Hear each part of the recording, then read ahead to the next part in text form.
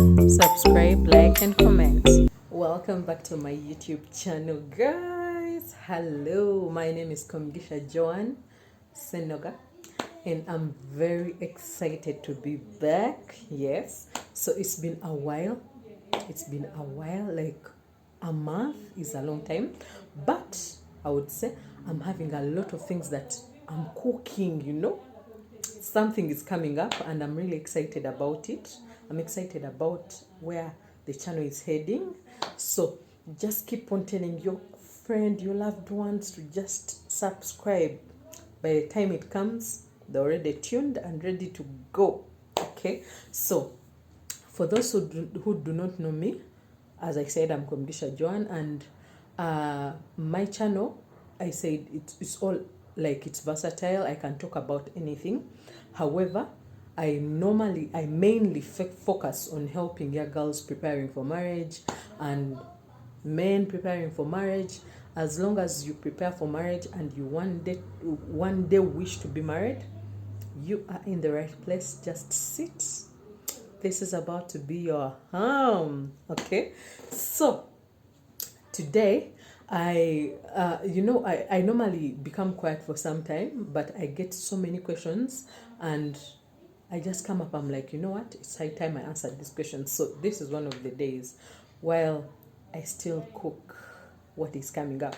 So I have so many questions that were given to me and they're quite interesting, about like 3 or 4. So I'll talk about them and then feel free to like comment, share your ideas, tell me what you think, because these are my thoughts. Yeah, so you can also tell me what you think down in the comment, and please subscribe, like, comment, share. Okay, so let's get right into it. Okay, so the first question someone is asking, um, hi Joan, I wanted to know if do the experiences with our exes help or hinder us when we get married? When I read this question, I was like, okay, now that's what's up. Someone wants to know, did the experiences they had like with their exes, are they going to help them when they get married, or will they hinder them? One thing I can say, according to me, it is a two-way thing. Yeah. I will first talk about the advantages, maybe. Fine. When you tend to have to interact with someone that you did not grow up with, there are some things that you develop. You develop patience, you develop different things, yeah? So when you're relating with this person, there are characters that you find that you can't tolerate. So in time, there's some qualities that you develop from them. So by the time you get into marriage, yeah, there are some things you look at and you're like, I've seen that before. But that does not encourage you to hop from one man to another to get experience. No, it's not how it's done. Yeah. You can still have one person and get the experience. Yeah. Then another advantage of like the things that you've had with your exes maybe would be like you I wouldn't comparing. I know comparing is not good, because actually comparing is on the disadvantage and advantage. Yeah, but it would also like knowing like you're better. I was treated wrongly before and now this is better. I mean, my marriage, I love how I'm being treated. Before I was treated like this and this. Yeah, like you to know, to discern between right and wrong. Yeah, it can help you, because if you did not have any experience before, whatever they dish to you, you feel is okay, all is good. Yeah, but if you had an experience before, you will know between what is right and what is wrong. Yeah, but then when it comes to the disadvantages, my, the disadvantages I think are quite many to me, because if you want to say having many exes will also take a toll on your marriage. Imagine, like, if you have so many people out there, like, you have to meet so many people and you have to be like, this is my ex, this is my ex, this is my. Your husband is like, or like, if you meet so many girls and your husband keeps on saying, I dated that one, I dated that one, I did, like, it doesn't make sense, yeah? And then the other thing is,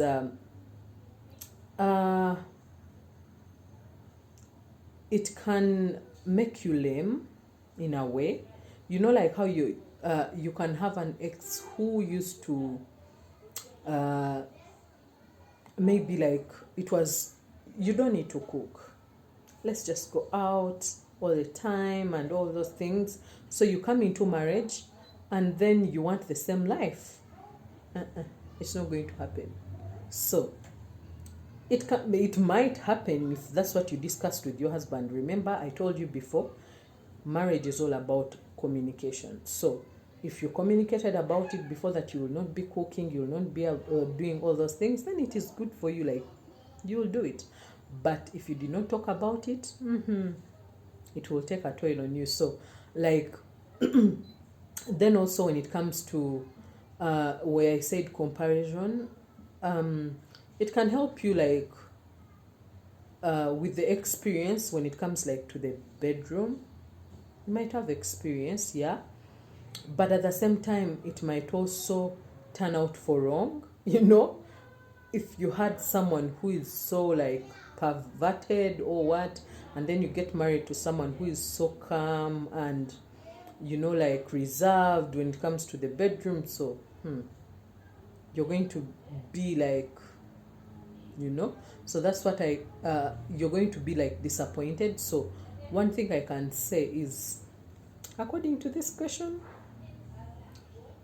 your experiences with your exes, like, will hinder you in one or the other. It is automatic, so it will hinder you one of, because the question was, will it hinder?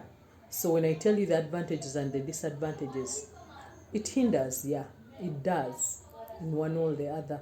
So just know just know, like, just prepare yourself mentally and be ready, like, as long as you've not left anything behind that, you know, is suspicious, or like you did something really, you know, wild or something. Other than that, you're good to go, yeah? So, and then the other was asking, how important is religion? How will we celebrate religious holidays, if at all? You know, as a young girl or boy preparing for marriage, how important is religion? I would say religion would be the number one priority for a marriage. Like, it should be the number one, unless you are like, you don't believe in God, that God does not exist or something. But as long as you are religious in any way, please, please, please, I would encourage that people of the same religion go together. Why? It takes a toll on your marriage. Imagine a Muslim is married to a born again, and you reach those moments whereby, like, you want to hold hands and pray as a family. And a Muslim is supposed to pray 5 times a day. He has already prayed. He believes he has already prayed. And you, a problem has just befallen you, and you are believing that you're going to hold hands and pray. And it is different. Like, trust me, you get that void. Like, there's something that will miss in your marriage that will take your marriage on. It will take a big toll on your marriage. So I would say, for me, I would advise, if you are born again, please go for a fellow born again, if just to make things easy, yeah, just to make things easy. Someone you don't have to explain to why are you speaking in tongues, why are you going to church now, why are you going for night prayer, you know, all those questions. Or like, hey, we are supposed to be wearing long things. For you, you don't have a problem. You're not supposed to wear makeup because it's a seventh day, and you're born again. It is okay to do makeup and what. So all those things are going to take a toll on your marriage, and before you know it, you have children. So where will the children go? I know in the back in the days, they used to be like the children follow the man's religion, but it is not like that anymore. You find like it's a family of 6, they have 4 children, and like 2 are Muslims, 2 are, so that is already like a confusion. Yeah. So as a young girl preparing for marriage, or a man preparing for marriage, I would say it is better for you to get married to someone of the same religion. Yep. And then another question was, hi Joan, is my date your date? Would we be willing to will you be willing to bail me out? Like someone is asking like some of the things that you have to talk about before you get married. And I don't know if I think I talked about it before in my previous videos. I must have mentioned it. Yeah, about dates. I remember when I was getting married, we sat down with my husband and I was asking him, so you have any date? And then he would tell me, yeah, but this and this, I've paid it this far, this and this. And then he would ask me, and do you have a date? I'm like, no, but this and this. So, like, you sit down, so what are we going to do about those dates?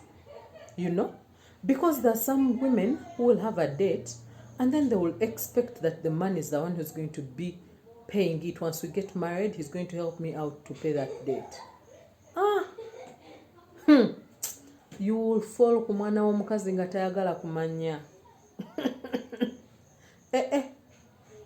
All you will fall on a man's son, like, who doesn't care.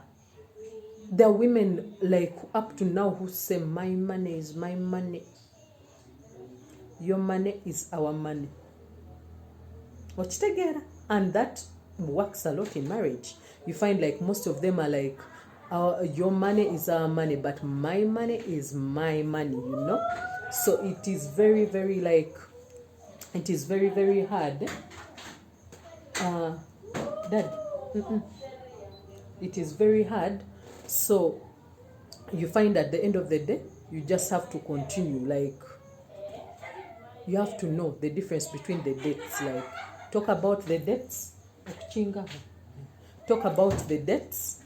Know about them very well. Know that this date is, how are we going to handle this date if I have one? Are we going to pay it together? Is it, and how big is it? In case, imagine you get married to a man with a date and immediately he dies, God forbid. You said for better, for worse, so that debt is supposed to be paid by you. So how are you going to deal with it? Yeah. So talk about all those nitty-gritties, about debts, about money, all those things, and you'll be good to go. And then I'll answer the last question. There's so many questions, but I'm just trying to skip to answer a few today, and then I'll get to others next time. So the other question was, how are we supposed to deal with each other's parents? Those things of in-laws. So one thing I can say is, it is very easy to fall in love with a man and want to marry him, and then you're introduced to his family and you totally find like you are totally disconnected. Like you feel he's not in sync with that. I don't know how I can bring it out. Like, and you find like that man does not, his family does not nurture. I don't know how to bring it out. Like it's like he does not belong to that family. You understand? Your husband is loving, he's caring, he's kind. Oh my God, he's anointed. And then you're introduced to the family and you find these are guys who do not know God. Bayomba, they quarrel, they, like they have everything. Yeah? And then you're asking yourself, how did this apple come from this mango tree? Like that confusion. Yeah, it is very easy to come from a family like that. And then there's also like meeting your husband. He's good, he introduces you to the family and you immediately fall in love with them. And also finding like they immediately fall in love with you, but you are reserved. Yeah.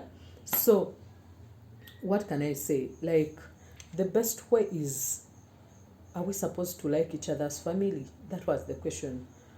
I can say is that once you get married to someone, you are marrying him and all that he is. Not his family, but all that he is. So you are accepting everything that has to come with him. The kachicha, the good things, the bad things, everything, you're accepting it. So I would say it is very much better for you to enter into a marriage with an open mind. Yeah? Open mind. Open slate. Like, it doesn't matter what you've heard about the family, it doesn't, find out for yourself. Yeah? You know those things we used to do when we are young, like in Palanirako, you find like, so and so, that family, they are witches, or like that family. There's a song by Bogemba, I think I was here, I listened to it recently, and it was saying there's a family that they grew up hearing that they had a very huge hole in the sitting room, and whenever you would visit, you would sit there and fall there, and then they would eat you. But then one day someone died in that family and people came to bury. People were seated in the place and no one was falling there. So that is how he was like, people are so hard, They grew up thinking that family was for people who are like, they were cannibals, they were eating fellow people, yeah? And unfortunately, it was not the case. So I would say it is very good for you to go to your in-laws with an open mind, be positive, like just spread positive vibes. It's up to them. If you find an in-law that does not associate with you right, or who has feelings, funny vibes, that is on them, not on you. So go with open mind, and if you have to remember that if your mother-in-law did not produce your husband, you wouldn't be with him. Yeah. So that is something that helps me, like, this is a lady who actually gave birth to my husband. So it gives you that sense of calm, like you become calm and actually develop that love and relate, and it becomes like a mother towards you. Yeah.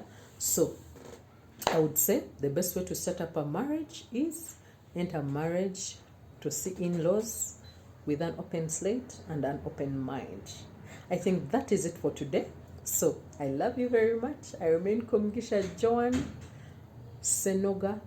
Please share, like, subscribe, do all those things, yeah? Because this is about to be your home, trust me. Our next video, I know, will be about an interview with someone that I'm really excited for you people to like hear from. So I know it will be interesting. So I love you so much. Take care and ciao.